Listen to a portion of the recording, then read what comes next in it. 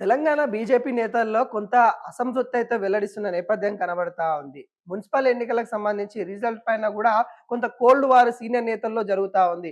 ఈ నేపథ్యంలో ధర్మపురి అరవింద్ గారు చేసిన వ్యాఖ్యలు ఇప్పుడు సంచలనంగా మారుతున్న నేపథ్యం కనబడతా ఉంది. బీజేపీ పార్టీలో కోవట్లున్నారు. గత 20 సంవత్సరాల నుండి బీజేపీ పార్టీని మరింత బలహీనంగా చేసే క్రమంలో వాళ్ళు ఉన్నారు అన్నట్టుగా తను చేసిన వ్యాఖ్యలు ఇప్పుడు సంచలనంగా మారినాయి. కోవట్లని ఎవరిని అన్నారు అనేది కూడా ఇప్పుడు కొంత ప్రశ్నార్థకంగా మారినట్టు కూడా తెలుస్తా ఉంది. ఇప్పటికే బీజేపీలో సీనియర్ నేతల మధ్య కొంత అసంతృప్తితో, కొంత కోల్డ్ వార్‌తో నడుస్తున్న పరిస్థితి కనబడతా ఉంది. మునిగిపోతున్న నావ పరిస్థితిలా ఇటు బీజేపీలో కనబడుతుంది. ఎందుకంటే ప్రతిసారి కూడా కాంట్రోవర్సీకి కేర్ ఆఫ్ అడ్రస్ బీజేపీ అయితుందని కూడా చెప్పుకోవచ్చు. ముఖ్యంగా కరీంనగర్‌లో బండి సంజయ్ వర్సెస్ ఈటెల, మరి అదే విధంగా మరోసారి ధర్మపురి అరవింద్ వర్సెస్ ఇటు సీనియర్ నేతలని కూడా చెప్పుకోవచ్చు. మరి ఎవరిని అంటారు కొవ్వట్లని?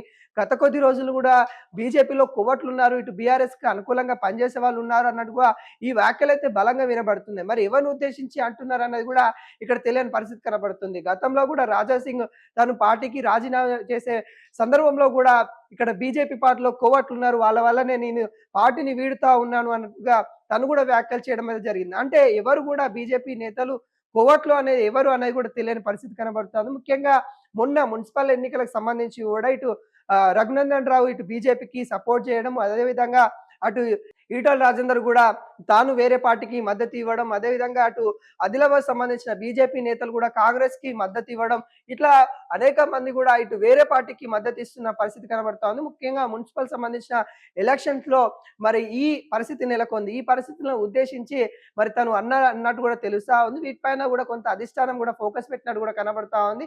ఎవరైతే వేరే పార్టీలకు మద్దతు ఇచ్చారో వాళ్ళు నివేదిక సమర్పించండి అంటూ ఇటు బీజేపీ కేంద్ర అధ్యక్షులు కూడా నితిన్ నబీల్ అయితే నివేదిక కోరిన పరిస్థితి కనబడతా ఉంది. ఈ సమయంలో మరి ధర్మపురి అరవింద్ ఎవరిని ఉద్దేశించి మరి అన్నారు, కోవట్లని ఎవరిని అన్నారు అనేది కూడా ఇప్పుడు కొంచెం క్వెషన్ మార్క్ అయిన పరిస్థితి కనబడతా ఉంది. ఏది ఏమైనా గానీ తెలంగాణ బీజేపీ నేతల్లో కొంత సఖ్యత లోపించిందన్నది కూడా మనమైతే చెప్పుకోవచ్చు. మరింత బలంగా ముందుకెళ్తామని అధ్యక్షుడు రామచంద్రరావు చెప్పినప్పటికీ కానీ మరింత బలహీనంగా అయ్యే విధంగా వీళ్ళ కోల్డ్ వార్ అయితే నడుస్తా ఉన్న పరిస్థితి కనబడతా ఉంది. మున్సిపల్‌లో అత్యధికంగా స్థానాలు గెలుస్తామని ధీమా వ్యక్తం చేసినప్పుడు కూడా కొంత కరీంనగర్, ఆదిలాబాద్ కావచ్చు, లేకుంటే ఇటు నిజామాబాద్ కావచ్చు, అక్కడక్కడ కొంత మంచి ఫలితాలు వచ్చినప్పటికి కూడా అనుకున్న స్థానాలైతే వాళ్ళు దక్కించుకునే పరిస్థితి కనబడతా ఉంది. వచ్చే జీహెచ్ఎంసీ ఎన్నికల్లో ఖచ్చితంగా గెలుస్తామని ధీమా వ్యక్తం చేస్తా ఉన్నారు. కానీ సీనియర్ నేతల మధ్య సఖ్యత లోపించడం వల్ల మరి బీజేపీ పరిస్థితి ఏంటి అనేది కూడా బీజేపీ నేతలు కొంత అయోమయానికి గురవుతున్న పరిస్థితి కనబడతా ఉంది. అధిష్టానం అయితే తెలంగాణ బీజేపీ పైన అయితే ఫోకస్ పెట్టిన నేపథ్యం కనబడతా ఉంది. ఏది ఏమైనా గానీ కోవట్లో ఎవరు ఏంటి అనేది కూడా దానిపైన కూడా సీనియర్ నేతలు ఆలోచనలు పడ్డ నేపథ్యం అయితే కనిపిస్తా ఉంది.